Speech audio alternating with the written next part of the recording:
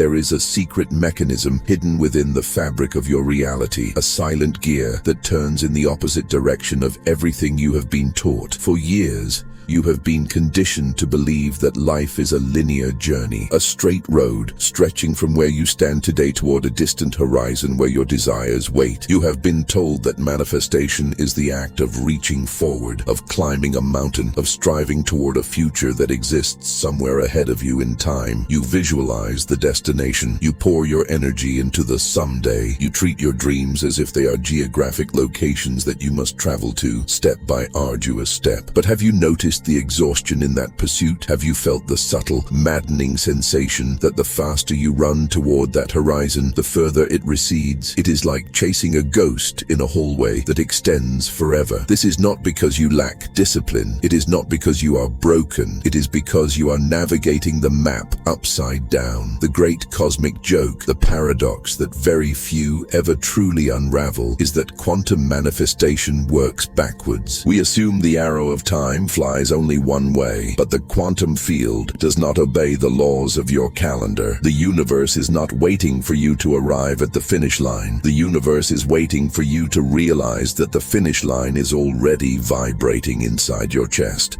By projecting your future out there, you are inadvertently pushing it away. You are telling the field, this is not here, this is distinct from me. And because the field is a literal mirror of your conviction, it faithfully keeps your desires at a distance. You are trapping yourself in a perpetual state of becoming rather than being. You are walking forward, but your energetic shadow is being pulled backward, anchored to a version of reality that you claim you want to leave behind. Imagine for a moment that you are standing before a colossal mirror. This mirror is the size of the sky. In the reflection, you see your current life, the struggles, the limitations, the confusion. You decide you want to change the image, so you reach out and try to physically manipulate the glass. You scrub at it. You yell at it. You try to force the reflection to smile when your own face is frowning. It seems absurd, doesn't it? Yet, this is exactly how 90% of people approach the creation of their lives. They try to change the external world, the reflection, without shifting the internal source, the projector. They believe that if they just work harder, if they just manipulate the circumstances enough, the mirror will eventually show them a different picture. But the mirror has no creative power. It is a slave to the source. And the source is not your action. The source is your frequency. This is why you feel that invisible resistance. You are trying to manifest a new future while your internal state is still broadcasting the signal of the past. It is a vibrational mismatch that creates friction, delay, and chaos. You are walking physically into tomorrow, but energetically, you are looping yesterday. The quantum field is not a vending machine that accepts your wants as currency. It is a reactive intelligence that responds only to your identity. And your identity is not what you think. It is what you feel, what you embody, and what your nervous system recognizes as safe. If your nervous system is addicted to the chemistry of struggle, you will manifest struggle even if your conscious mind is begging for peace. This is the cruelty of the linear illusion. It convinces you that the problem is a lack of effort, when the real problem is a lack of alignment. The future you desire, that version of you who is abundant, loved, healthy, and awakened, is not a distant potential. It is a living, breathing frequency that exists right now, layered directly over your current reality. It is not ahead of you. It is beneath the static of your doubt. It is waiting for you to tune into it, not to walk toward it. But to do that, you must stop engaging with the illusion of distance. You must stop believing that time is a barrier. In the quantum realm, all timelines exist simultaneously. The version of you that has already succeeded is haunting you right now, trying to merge with you, trying to pull you into its reality. But you cannot feel that pull because you are too busy pushing. You are too busy trying to get there, unaware that the act of trying to get there affirms that you are not there. This is where we begin to peel back the veil. We must dismantle the architecture of your perception. We have to stop looking at the calendar and start looking at the compass. And that compass does not point north, south, east, or west. It points inward. The change you seek requires a reversal of the flow. Instead of you chasing the future, you must learn how to make the future chase you. You must become so magnetically aligned with your desired reality that the world around you has no choice but to rearrange itself to match your signal. This is not magic in the fairy tale sense. This is the physics of consciousness. This is the law of resonance. And once you understand how to flip the switch, how to turn the mechanism from seek to attract, the game changes entirely. The struggle dissolves, replaced by a terrifyingly beautiful sense of inevitability. You are about to discover that everything you wanted was never far away. It was just waiting for you to turn around. Deep within the biological machinery of your body, there is a sentinel. It is an ancient, primitive guardian that cares nothing for your dreams of abundance or enlightenment. Its only mandate is survival. This sentinel is your nervous system, and it is the greatest saboteur of your quantum evolution. While your conscious mind creates elaborate vision boards and sets powerful intentions for a new life, your body is quietly, stubbornly dropping anchor in the chaotic waters of your past. This is the invisible war that creates the sensation of standing still while running at full speed. You see, the body is a time machine. It captures moments of high emotion, fear,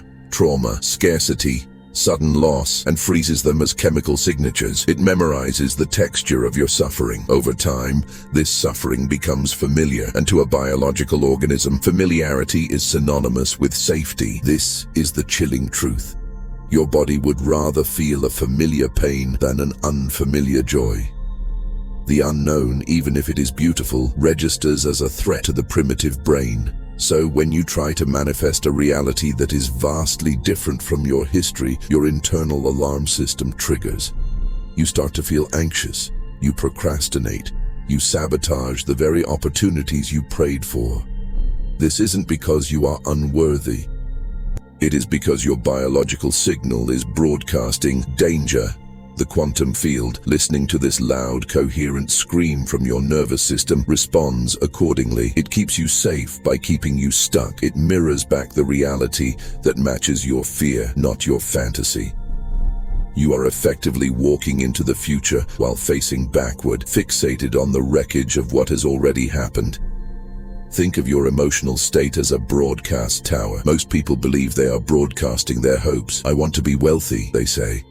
I want to be in love. But the universe does not listen to your words. It listens to the frequency of your being. If you are asking for wealth, but your body is vibrating with the tight, constricted energy of not enough, the field receives the signal of not enough, and it gives you more of it. The field is neutral. It is not judging you. It is simply affirming you. It says, yes, you are in a state of lack. Here is more evidence of lack to support your view. This feedback loop is what we call destiny. But it is actually just a chemical addiction to the past, masquerading as fate. You are recreating yesterday because your body does not know how to feel tomorrow. The illusion is that you are moving through time, but in reality, you are looping in a circle. You change jobs, you change partners, you move to new cities, yet the fundamental texture of your experience remains the same. The faces change, but the dynamics repeat. This is because you have taken the old self with you into the new environment. You have dragged the heavy, dense luggage of your emotional history into the present moment, and because the quantum reality forms around the observer, the environment must contort itself to fit the expectations of your subconscious mind. You are the architect of this prison, but the key to the lock is hidden in the very place you are afraid to look, in the feeling of the wish fulfilled, not as a mental idea, but as a visceral, physical reality. We need to talk about the backward nature of this mechanism. In the physical world, cause leads to effect. You kick a ball and it moves, but in the quantum world, the effect generates the cause. The outcome selects the action. This sounds impossible to the logical mind, but your intuition knows it is true. Have you ever had a moment where you just knew something was going to happen and you moved with a strange, calm certainty? You weren't hoping, you were knowing. In that state, You weren't trying to make it happen. You were watching it happen. That is the state of the observer who has collapsed the wave function. You bypassed the linear struggle and tapped into the result. You felt the future before it arrived. And because you felt it, it had to arrive. Most people live their entire lives without ever consciously operating this mechanism. They react to their reality instead of creating it. They wait for a check in the mail to feel abundant. They wait for a lover to appear to feel whole. They wait for a diagnosis to clear to feel gratitude. This is living as a victim of circumstance. It is the old Newtonian model of cause and effect. When something out there changes, then I will change inside. The quantum master flips the equation. I will change inside, and then the world out there must change. This is the only true freedom. It requires you to be greater than your environment. It requires you to feel gratitude before the gift is given, to feel healed before the cure is visible, to feel empowered before the success is tangible. This is a biological challenge as much as a spiritual one. You are asking your body to trust a future it cannot yet see with its eyes or touch with its hands. You are asking your heart to open when it has been trained to close. This is why it feels like dying. The old self, the one constructed from your past memories and traumas, must dissolve for the new self to emerge. And the old self will fight for its life.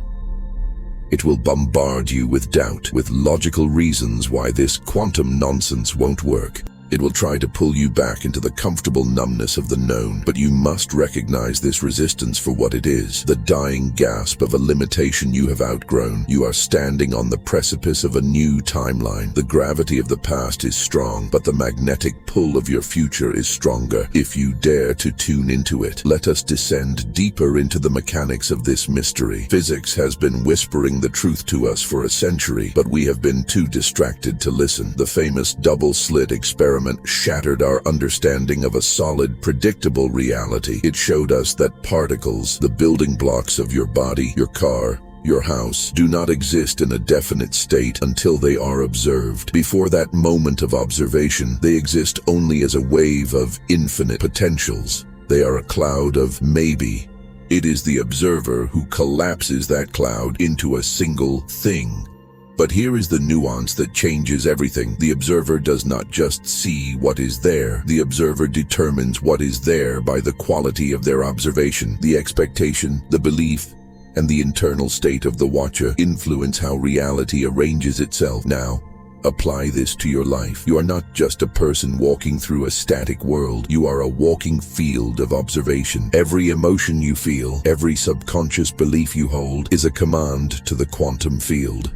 You are constantly collapsing waves of probability into the events of your life. But if your observation is filtered through the lens of the past, you will keep collapsing the same old timeline over and over again. You are observing your life through the dirty glass of your previous failures, and so the universe keeps arranging itself to look like a failure. You think you are seeing reality, but you are actually projecting it. You are trapped in a hall of mirrors, mistaking your own reflection for an external enemy. The concept that manifestation works backwards is rooted in this truth. The timeline you want to experience already exists. It is vibrating right now in the quantum void. It is a radio station broadcasting a specific song, but you are tuned to the station of struggle and waiting. You can yell at the radio, you can beg it to play a different song, but as long as your dial is set to the old frequency, you will hear the old music. The shift does not happen by changing the radio, the external world. It happens by turning the dial, your internal state. And you don't turn the dial by doing more, you turn it by being different. This brings us to the paradox of time. We think the past creates the present, which creates the future. But in the quantum field, the future is a powerful attractor. It is sending a signal back to you. The version of you that is already living your dream life is transmitting a frequency code. That code feels like excitement, inspiration,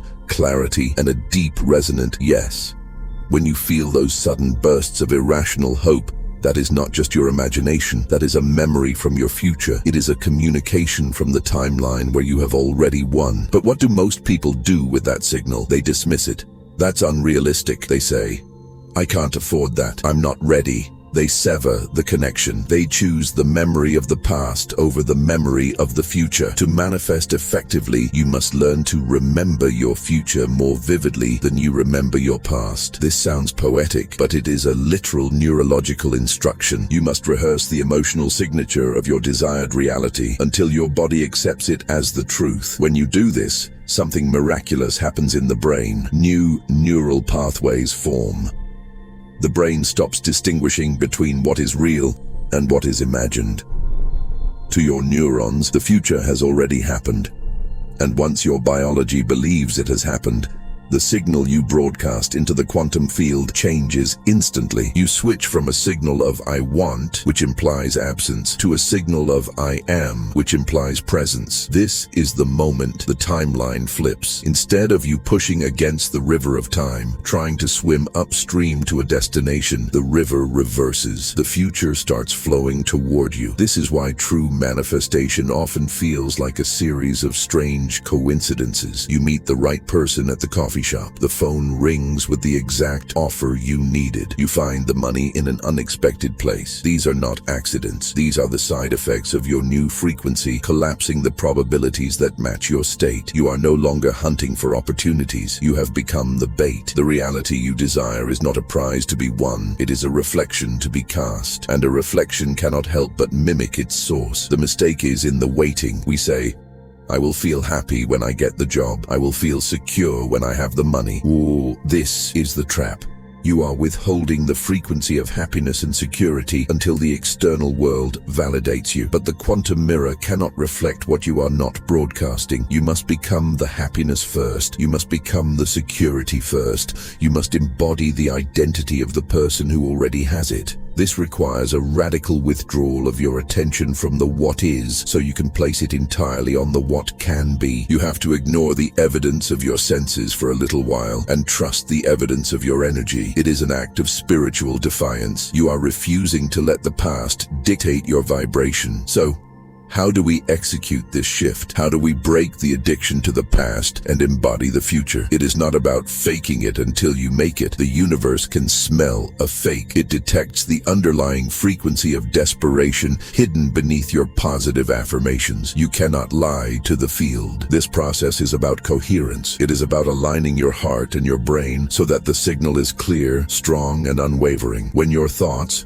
the electrical charge, and your feelings, the magnetic charge, are in harmony, you create a potent electromagnetic signature that influences the atom.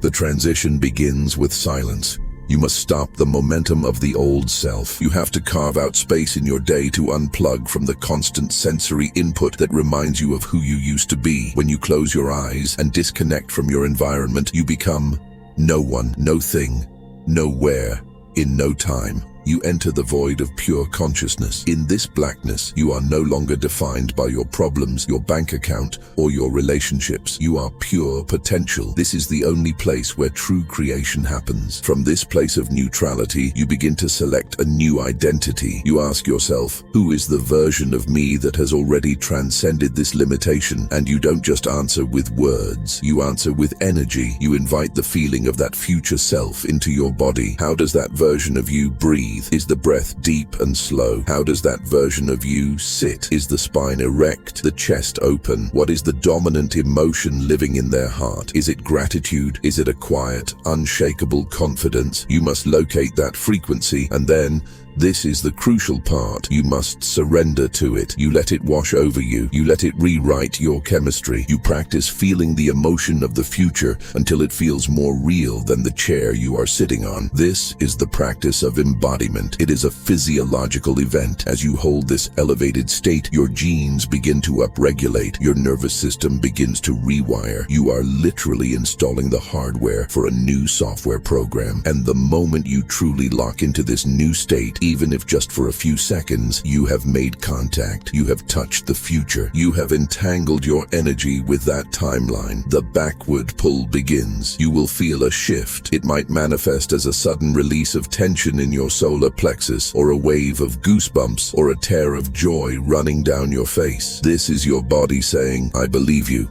But here is where the work lies. You must maintain this coherence when you open your eyes. You cannot be a quantum creator in your meditation and a victim in your kitchen. The moment you react to traffic or a rude email or a bill with your old emotional habits, you disconnect from the future and snap back to the past. The practice is to catch yourself, to notice when the old program tries to run, and to gently, firmly say, "No, that is not who I am anymore." And then you return to the feeling of the wish fulfilled. You retune the radio. You do this 100 times a day if necessary. This is not a punishment. It is the training of a master. You are teaching your body to exist in a new time. You will notice that as you get better at this, the external world loses its grip on you. You stop needing things to happen instantly because you already feel the satisfaction of them having happened. The desperation evaporates, and paradoxically, this is exactly when the manifestation rushes in, because you no longer need it to be okay. You offer no resistance to it. You become a superconductor for your desire. The friction is gone. You are no longer broadcasting lack. You are broadcasting fulfillment. And the mirror of reality, having no choice, reflects fulfillment back to you in the form of synchronicities, miracles,